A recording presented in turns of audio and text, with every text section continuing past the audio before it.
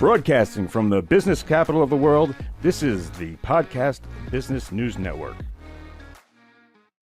All right, guys, welcome back. I am joined by the one and only Miss Tammy Goen. Tammy, how are you today? I'm excellent. How are you, Casey? Good, thank you. Can you tell us? Yeah, I'm glad that you're here. Can you tell us a little bit about the work that you do with HSP and let people know what HSP is in case they never heard your show before? Yeah, absolutely.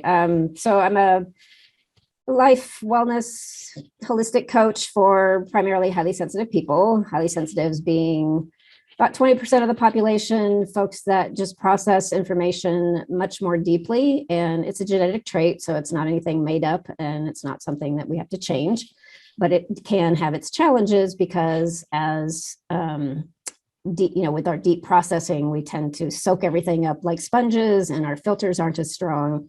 And so things can get really overwhelming. We can get exhausted. Life can just be really, really big, really intense. So we need lots of coping strategies. So I help people with that. And then a lot of unlearning has to happen in terms of, depending on what age people realize, oh, wait, this is a trait. This isn't just me being weird or unreasonable. Then we can look back on, our childhood, our early adulthood to whatever point we're at now and reframe things a lot with this new understanding. It kind of just helps us shift like, okay, now I understand why I did this or why that happened that way or why people treated me this way or things like that. So we can reframe and then really develop a sense of true self-honoring, self-love, self-compassion. So that's what I work with my clients on because it's if people aren't aware that it's a trait versus just, again, something that's weird about me, it's hard to grasp all of those things or to realize that, oh, I just need to up my self-care or I need to do these things to manage, a little better, or being able to explain to other people, this is why I am how I am because I'm just wired this way. So those things are all really key. And that's what I do in my work. Okay. Well, thank you for that. Now, one thing that's real interesting that I'd like to know about is today we are bombarded with so much information, whether it be on our phone, on the computer. It seems like things are coming at us a million miles a minute. How do HSPs deal with the influx of so much information is what I want to ask. That's a really good question because you're right. Everyone is aware of all of that these days, especially with social media and the news and all of that kind of stuff. So that can be really overwhelming for HSPs. It's harder, more challenging for us to just tune things out or to not take things to heart, to not worry about things. And then we'll kind of ruminate on them sometimes, or we'll be really connected with our compassion level and saying, this isn't fair, this isn't good, what about these people? So it can get really, really overwhelming. So some basic things like, I know it's really hard, but cut way, way back on social media and all of your screen time, not listening to the news. If you find like I actually get the majority of my news on like, wait, don't tell me or something like that, just little snippets, top of the hour stuff. So I'm informed, but I don't want to sit there and listen for, minutes to hours on end of all the stuff that's not working in the world. That gets really depress heavy. You, right? Oh yeah, really, really heavy. And then you're like, well, there's nothing I can do. And so then I feel horrible. So minimizing all of that kind of stuff, is really, really important. And then as with everyone, but especially HSPs, we really need to calm our nervous system, to balance our system so that we have more room to bring stuff in. We still need the tools for keeping stuff out. So I'll talk about that in a minute, but really having that piece of, it's more than just being at peace with ourselves. It's actually our bodies calming down and being able to handle more. So the self-care practices are so, so key to being able to handle all of the information, all of the chaos, and then all of the energy. And that's a big part of it too, is it's not just the information, it's the actual frequencies of things. And like if you ever think about going into a really big bustling room, even if you're not highly sensitive, you'd probably be aware of like, oh yeah, there's like a heightened energy in here. I can feel the excitement. I can feel, whatever. Highly sensitives really feel that deeply.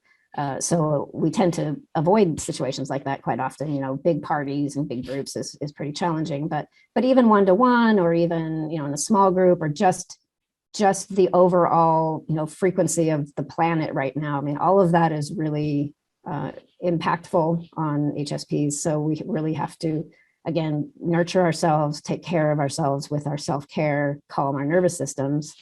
But it's also really helpful and important to actually create energetic boundaries. So one of the things that I always work with my clients on is kind of envisioning like a mesh bubble that's around us, that's semi-permeable. So all of our energy and love and whatever goes out with no problem, but everything coming in has to have permission, basically. So if it's something that's not, resonating, not serving us, we can have it bounce off of that and go back out and not actually take that in. Because we do tend to own other people's feelings or emotions, energies. The room, we walk in and go, oh, something's off. And then we might take that on and be like, I have to fix this. I have to take care of this because it's wrong. Yeah. So being able to identify, first of all, especially those that go to the further extreme of being empath, where they actually feel things as if it's their own.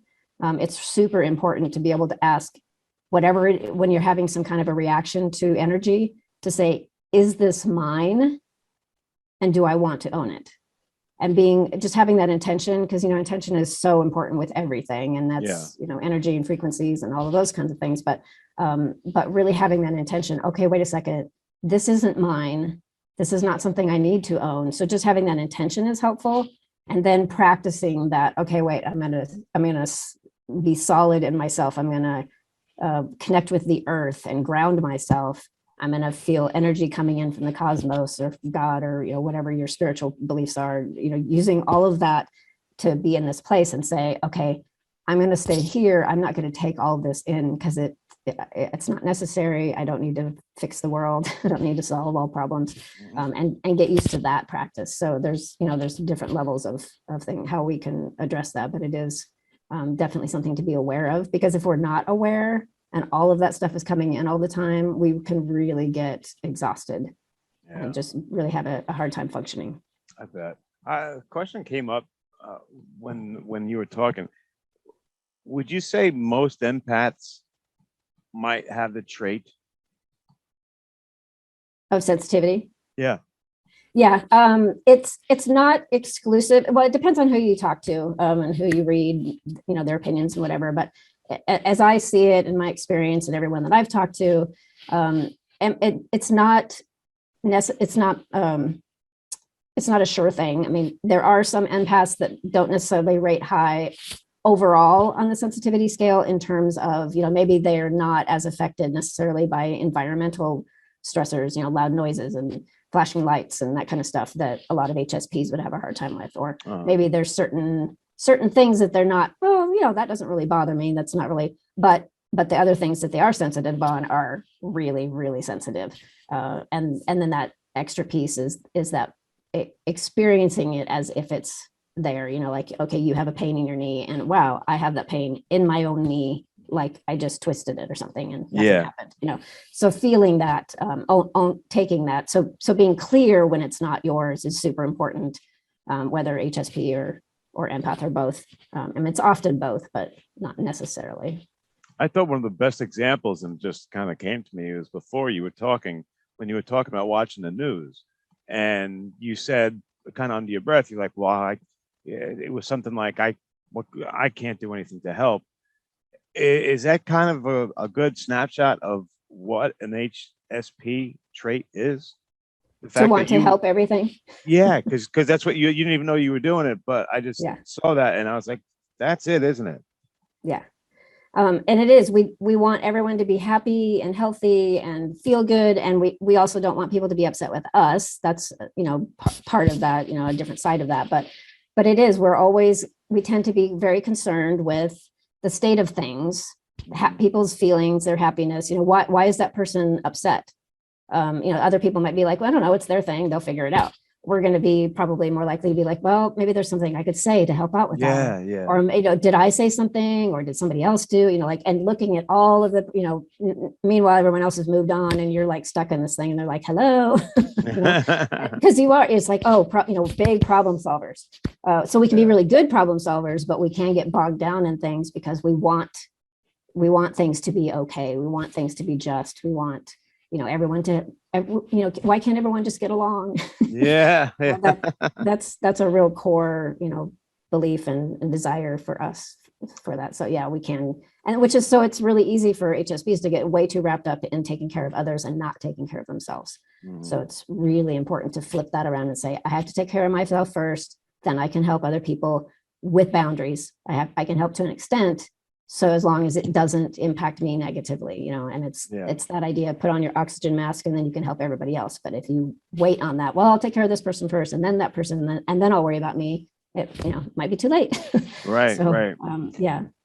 Do you know any professional athletes that might have this trait? Because it would seem from the outside, someone who doesn't really know too much about it, but all the pressure of not say you strike out, you're a baseball player, say you strike out, is with an HSP person with the trait, think of all the people they let down by striking out. Would that be a real hard thing to do, even though it's gonna happen? It's part of the game, Would it be extra hard on like an athlete?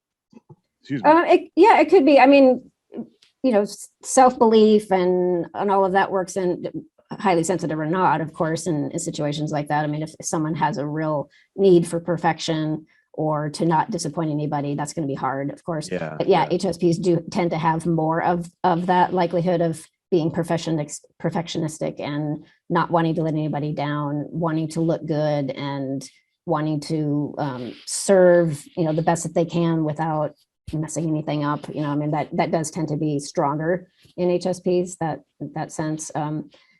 And I don't know so much about athletes. I haven't actually researched that very much to see what percentage and any in particular but I mean, there's definitely many of them out there. More often, it's easy to see, or my background in research and everything points to more musicians and artists and actors and things, Well, creatives. Yeah, but there's definitely going to be a percentage of them in sports or in broadcasting or in anything that's I mean, there's no exclusive. I mean, there are certain things that aren't really designed well for HSPs, like what, unless we set them up really, really well. So the worst thing I can imagine is being on Wall Street. where you gotta make trades and the crowd. It's not only your job is like go.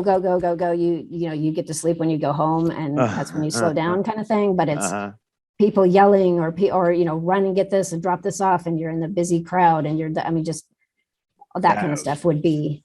I can't imagine. No, thank you for the. Right. It just makes me break out into sweat. Yeah, I'm just talking about it. Yeah, right? It's like, oh yeah, that would be or being in an office that's open, an open office plan with cubicles, but they're open and you can hear everybody's conversations, and the energy is just like thick because there's nothing contained. Things like that are definitely challenging. And being in places even where, like, if you don't have a real good opportunity to have rapport with colleagues, or especially with your supervisors or boss or whatever, and if there's something that isn't quite gelling and you're like, oh, I need to take care of this so that I can not be distracted and I can focus, and if that's not allowed, I have a meetup group for HSPs, and that often comes up when people are stuck in a job where they're like, I just don't know how I can handle this.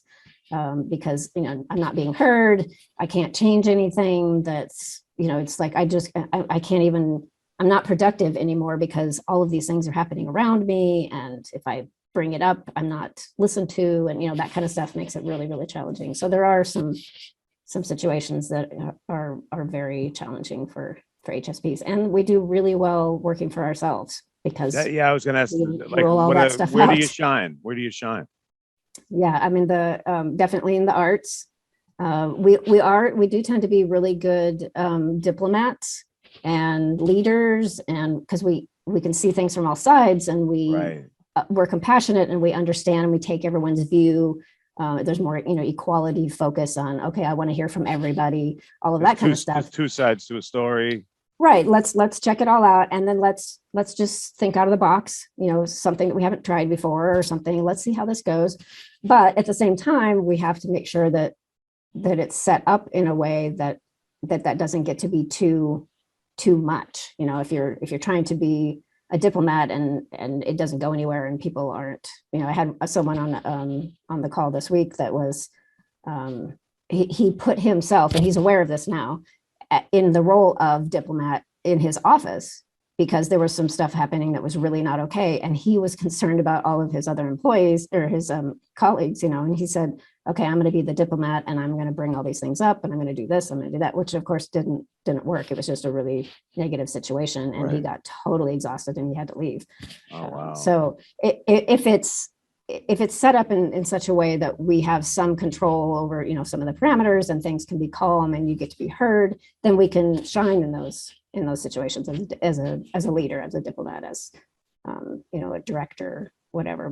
But the environment definitely has to be conducive to at least some level of compassion and understanding and acceptance. And then also the actual physical environment, is a big deal.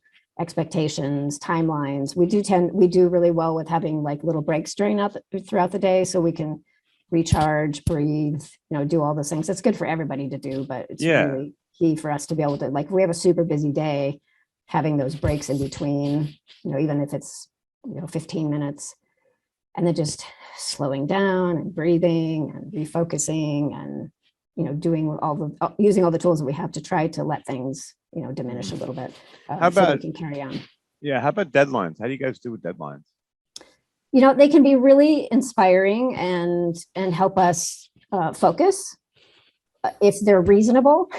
So, depending on what that is for you, reasonable, unreasonable, but something like, Wall Street, it's like, okay, I have to do this, this, this, and this in the next 7 minutes. Yeah. Go. That's not likely to work very well. Okay. I do know some HSPs that say, yeah, I actually do well when I know I have a specific time that this has to be done, but that there's enough, it's like, okay, that's reasonable. I have 3 days to do this, and that's my deadline. I can do that. But if someone comes to you and says, I need this, whatever, and do it all in the next 30 minutes, and it's going to be, probably pretty challenging. I mean, there's exceptions in every situation. Of course, and everything. Yeah. But how about this one? How would an HSP deal with an unexpected guest that just shows up? Ooh, I like that question. And I'm just reacting to my own body when you ask that. I think I just saw it. Yeah. Because they're like, oh, yeah. I think we agree on this one. Yeah. And yeah, we do tend to we can have difficulty with change. If we're in charge of it, that's much easier, of course. But so yeah, surprises can be challenging. And I think some of it's just that, we often have this idea that what I wouldn't do, I expect others to not do. Yes. So if I say, I would never just show up at somebody's house. Right, it's rude. And I have all of these reasons, right? But the person that's showing up at my house might have just said, oh my gosh, I have 15 extra minutes. I'm going to go surprise Tammy. Right, and just show up at the door. But I would have that oh my gosh, why is someone just I wasn't expecting when you this. hear that knock, do you get the anxiety when you hear the knock and go, oh no? Yeah, I can. So we do tend to having a little bit of not just control, but awareness. Text me 5 minutes before you get here. Yeah, or just say, hey, is this? I have this extra time. Does that work? And be like, oh, wait, let me check. Let me think. How am I feeling? Yeah, I can handle that right now. Yeah. Because sometimes it's a matter of if we're having a really busy day or we have all these expectations and we're feeling that our nervous system is getting amped up and we can't really handle a whole lot of stuff. A surprise is one of those things that could put us over the edge, even if it's positive. It's like, oh my gosh, I haven't seen this person in so long. I would love to see them, but if I had just known and planned a lunch date or something like that, rather than having it because then some of the other stuff that comes into play is oh, okay, now I'm being taken away from this that I have to do, or this that I have to do. And I could have done this. And if I, so our brains start going, thinking of all the Yeah. So stuff I that, what think does of my house everything. look like? How did I, all Yeah. of those So is things. is my hair Yeah. okay? I wasn't expecting to see. All right. And I'll just give you one more. Say, I come pick you up from work, and we're just hanging out as friends, and you knew that we were going to go get something to eat or something like that, but Mhm. yet we drive by your house, and all of a sudden you see all these cars. It turns out that it's a surprise party for you. Mhm.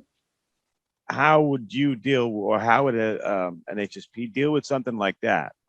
That's a really interesting question. Yeah.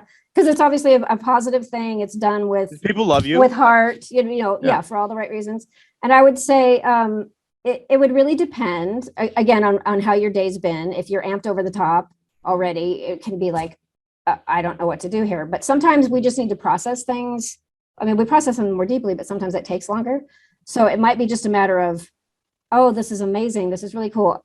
Give me a minute. And then be able to just sit there for a second and take some deep breaths and go, okay, I need to shift from my regular day, my work, my whatever. Okay, now I need to go into, okay, let me shift into fun zone, fun mode, reduce any expectations, whatever, so it might just be like giving that person a few extra minutes. Like, I know Okay. I sprung this on you. It's a really fabulous thing. It's your birthday, whatever. But no, just know that they might just be like, whoa, hold on. I need to process this for just give me 5 minutes. Right. So sometimes, something like that could be, I mean, it's not like we're going to immediately just, like, forget it. I'm not going to, and just have I'm never talking to you again. Get me out of here. Right, exactly. And obviously you can't, like, I would have liked a heads up. Yeah, that doesn't work for a surprise party. Yeah, right. So allowing them that space to say, okay, I'll come and get you in 5 minutes. We'll have everything ready, whatever. Or Gotcha. just recognize that if someone is totally surprised, I mean, say you don't see the cars and you walk in the room and Oh, geez. that they might have that, like, deer in the headlights kind of look and reaction, and maybe they'll like, great, hi everybody, I'll be back, and then Give me a like go second. disappear into the room for 5 minutes, and be like, whoa, okay, let me process this, let me get ready, and then refocus, and then go out and be like, okay, here everybody. So sometimes it can be a bit much, and if they've had just a total kickback day and everything's been fine, it might not be a big deal if they know, I mean, they can tell that it's a positive thing. Yeah. It's nothing bad, or there's no expectations on them other than, everyone's going to expect them to have fun. So there's that. Yeah. But yeah, so it would kind of depend, but I love that question. Well, thanks. I think you've given us a great picture of what it is to have the trait, to, All right. We have Dana in Alabama wants to know, how can HSPs recover from the feelings of crash and burnout? Really good question. Yeah, good one. And of course, to prevent that, it's all about that self-care. But when it comes to that point, when you realize that you are crashing, you're exhausted, you're overwhelmed, honoring that is pretty much the only way out of that. If you don't want it to get worse, I mean, if you ignore it and just be like, oh, I've got to stick with this and, manage it. I'll go to bed early and then do it again tomorrow. That's going to be really, really challenging. So honoring, wow, this day, this week, whatever the situation has been a lot for me. What do I need to take care of myself, and really go inside and ask, how am I doing with this? I'm really overwhelmed. I am really feeling stressed. I'm anxious. My heart's beating like crazy. What will help me right now? What do I need? And really following that. And one of the very first things is always breathing. Just if you can slow your breathing down and really focus on that and not focus on anything else at the moment, just really breathe deeply, slow that down. Then we can think better, because I don't know that I've talked about this in any of our other sessions, but what happens when we get into like an emotional state and we're in our emotional brain, part of our brain kicks in, we can't think logically. It's one or the other. Yeah. So if we get in that heightened state and we're really, really emotional, we're not going to be able to think very clearly. So we're not going to make really good choices. So we have to really calm ourselves down first. So whatever you need to do, take a hot bath, go for a walk in the forest, go play with your dog, play fetch, Right. Queue up a super positive podcast that is going to immediately make you feel better, whatever it is, in that moment in particular, to really calm yourself down. And then look at what can I do in the next hour or the next rest of the day, or before I go to sleep, to also like calm myself and recharge, feel better. And then after that, it's a matter of looking at, how is my life set up to honor and support me rather than to overwhelm me, and see where you can make changes, see where you can make sure to add. We really need, and this will sound kind of mind blowing, but Elaine Aron talks about this. She's the one that created all of the initial information and did all the research. And the recommendation is 2 hours per day and 1 entire day per week of down, calm, alone time. Wow. For HSPs. Now, there are very few people that can manage that unless they're retired or, have some kind of unusual situation. That's pretty tough to get 2 hours a day. But if you think about that, at an optimum level for your nervous system, that's what it takes. And let's say you get 15 minutes, maybe if you're lucky. If you're lucky, yeah. You're looking at a downhill slope, and so really it is about managing that, but in the moment it's really key to start with the breathing, do something that completely takes your mind away from everything and just focuses on the present moment. Gotcha. And nature is usually really helpful. Animals, family can be, but sometimes that can have its expectations and chores and responsibilities and that kind of stuff. So often, moving away from that for a while. More towards nature, probably. Yeah, I'm going to go take a bath. No one can bother me for the next half hour. Whatever is necessary to calm that nervous system. All right. Sure. Awesome. Tammy, always a pleasure. Well, I went way out of time here. So let me give you the last word. How do we get a hold of you, Tammy? You can find me on Linktree, linktr.ee/ and then my name, which is TAMMY GOEN, and all my information is on there. All right, so guys. That's the Tammy Goen Show with my friend Tammy. A great show, great information. Thanks for your honesty, and thank you for everyone who wrote in. I'm sorry I didn't get to everybody, but we will hear from Tammy on the next edition of the Tammy Goen Show. But for now, we'll be right back. Thanks, Casey.